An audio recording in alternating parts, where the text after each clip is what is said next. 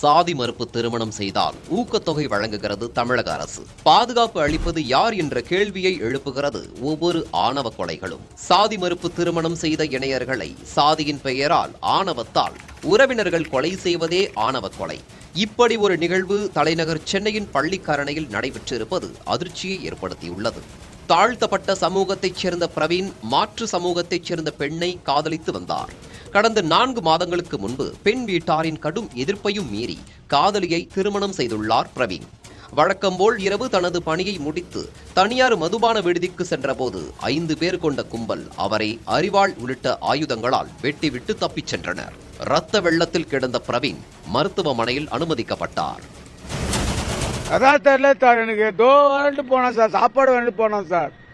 இந்த 2 ஹவர்ல வர போனேன், என் பிள்ளைய காணேன் சார். 2 ஹவர்ல வர போற என் பிள்ளைய காணேன் சார். அப்ப எப்படி சார் உங்களுக்கு சொல்லுங்க.